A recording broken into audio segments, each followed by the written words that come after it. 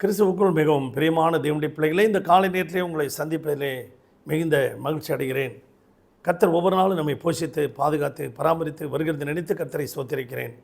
சென்னையில் வேளச்சேரியில் உள்ள ஏலிம் ஏஜி சபை வழங்கும் அனுதினம் அண்ணா ஆண்டவராகிய இயேசு கிறிஸ்து அனுதினமும் 5 நிமிடம் உங்களோடு.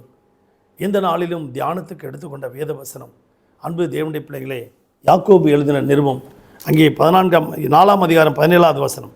ஆதலால் ஒருவன் நன்மை செய்ய அறிந்திருந்தும் அதை செய்யாமல் போனால் அது அவனுக்கு பாவமாக இருக்கும் என்று சொல்லியிருக்காங்க.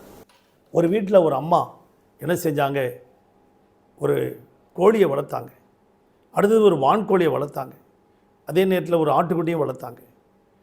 ஆனால் இவைகளெல்லாம் தீனி போட்டு நல்ல உணவு கொடுத்து நல்லா வளர்த்தாங்க. ஆனால் எதுவுமே போடாமல் ஒன்று அந்த வீட்டில் வளர்ந்துக்கிட்டே இருக்குது. அதான் அந்த எலி. ஒரு சுண்டலி எதிர்பார்த்து வளர்ந்துக்கிட்டே இருக்குது. அந்த தேங்காயை சாப்பிட்டுட்டு, அந்த சிந்தி கிடக்கிற பொருளை சாப்பிட்டு, பட்டாணி உடைச்சகளெல்லாம் சாப்பிட்டுட்டு அது பாட்டு வாழ்ந்துக்கிட்டு இருக்கு. இந்த அம்மா என்ன செஞ்சாங்க, இந்த எலியை பிடிக்கிறதுக்கு ஏதாவது ஒன்று பண்ணணும்னு சொல்லி மார்க்கெட்டுக்கு போய் ஒரு பெரிய பொருள் வாங்கிட்டு வந்தாங்க.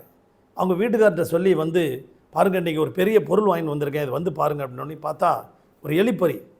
இன்றைக்கி இந்த எலியை பிடிச்சே ஆகணும்னு சொல்லி கங்கணம் கட்டிக்கிட்டு இருக்காங்க. இது வந்தோடனே எலிக்கு தெரிஞ்சிருச்சு. அது போய் கோழிக்கிட்ட கேட்குது, அண்ணே என்னை பிடிச்சி சாகடிக்கிறதுக்கு இந்த அம்மா இது எலிப்பறி வாங்கிட்டு வந்திருக்காங்க, என்னை காப்பாற்றுங்கண்ணே. அடப்போட போப்பா, என்னை எஜமாட்டியை நல்லா வளர்க்குறாங்க, எனக்கு நல்லா தீனி போட்டு வளர்க்குறாங்க அப்படின்னு சொல்லி வேலையை போய் பாரு அப்படின்ச்சான். உடனே போய் அந்த வான்கோழிக்கிட்ட கணிச்சான், அக்கா பாருங்கள், என்னை இந்த மாதிரி எஜமாட்டியை சாகடிக்க போகிறாங்க, என்னை காப்பாற்றுங்கக்கா ஏதாவது சொல்லி. அடட, என்னை அருமையாக அந்த எஜமாட்டி வளர்த்துக்கிட்டு இருக்காங்க, நான் போய் அதையும் அவங்கள்ட்ட போய் சொல்லணும், நீ போ உன் வேலை இருந்தால் போய் பாரு போ அப்படின்ச்சான். அந்த ஆட்டுக்குட்டிக்கிட்ட போய் கேட்டுச்சான், அண்ணே என்னை காப்பாற்றுக்கண்ணே, இந்த எஜமாட்டி அதை என்னை ஏதோ வந்து கொல்றதுக்காக இந்த எலிப்பொரியெல்லாம் வாங்கிட்டு வந்திருக்காங்க. அடடா நீ போ, எனக்கு நல்ல தலை இலையெல்லாம் பறித்து போட்டு நல்ல தண்ணி கொடுத்து அருமையாக என்னை வளர்க்குறாங்க அப்படின்ட்டான். பாருங்கள், இதுக்கு நன்மை செய்ய திராணி இருந்தும் அதை செய்யாமல் போய்விட்டது. ஆனால் ஒரு நாள் இந்த எலிப்பறியை வச்சுட்டு ஒரு வறுத்த மீன் அது உள்ளே வச்சுட்டு இந்த எஜமாட்டி படுத்துட்டாங்க. நைட்டு 12 மணிக்கு பார்த்தா டமால்னு ஒரு சத்தம் கேட்டுச்சு. சத்தம் கேட்ட உடனே ஓடி போய் பார்த்தா அதை பிடிக்கிறதுக்காக எலிப்பறியில் இது கையை விட்டு பார்த்தா திடீர்னு அங்கே அது கையை கொத்திருச்சு. ஒன்று என்னன்னு பார்த்தா அதில் ஒரு பாம்பு இருக்குது, சின்ன பாம்பு. ஐயோ, வழியில் துடிக்கிறாங்க. நேராக ஆஸ்பத்திரிக்கு வீட்டுக்காரர் அழைச்சிட்டு போனார்.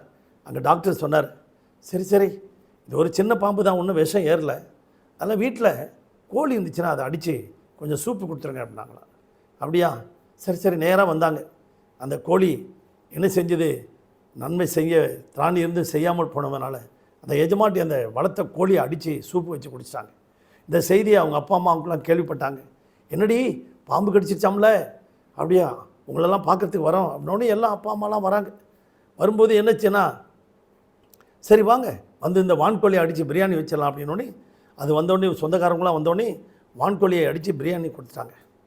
அப்போ அந்த பாட்டி வெத்தலை பாக்கு போட்டுக்கிட்டே சொன்னிச்சான், எவ்வளோ நாய் குடிக்கும் போதே ஒரு தெய்வ குத்தம் இருக்குன்னு சொன்னேன், அப்போவே நம்ம ஒரு ஆட்டுக்கடாவை அடித்து ஏதாவது அது அந்த தெய்வ குத்தம் நீங்கள் ஏதாவது சாப்பாடு போட்டிருக்கலாம் அப்படின்னு சொன்னாங்களாம். அதுக்கு என்ன போச்சு, இந்த நம்ம வீட்டில் வளர ஆட்டுக்குட்டி அடிச்சிடலாம் அப்படின்னோடனே அந்த ஆட்டுக்குட்டியை அடித்து அதையும் சாப்பாடு போட்டாங்களாம். பாருங்கள், இவைகளெல்லாம் இந்த 3 நன்மை செய்ய திராணி இருந்து செய்யாமல் போயிட்டாங்க.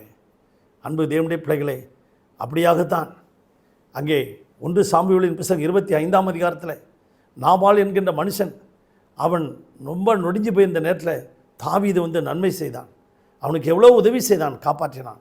அதே நேரத்தில் தாவீது அவன் நொடிஞ்சு போன நேரத்தில் அவன் 400 வாலிபர்களை அனுப்பி போய், இன்றைக்கி நாபால் நல்ல நிலைமையில் இருக்கான், எனக்கு ஏதாவது உதவி செய்ய கேளுங்கப்பா. போனோடனே அவன் உடனே அந்த ஈசாயின் மகன் யார், அந்த தாவீதின் மகன் யார், போங்கடா அப்படின்ட்டான். உடனே இந்த செய்தி தாவீதுக்கு வருது.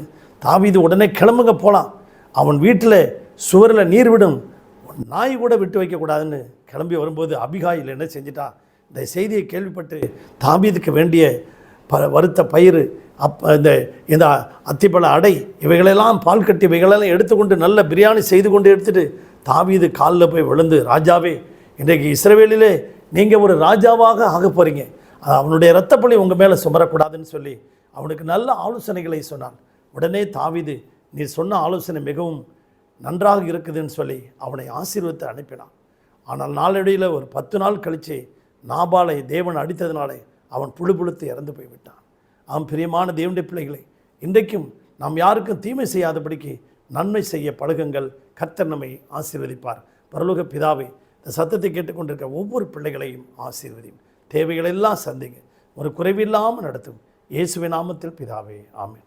God bless you everybody. Thank you.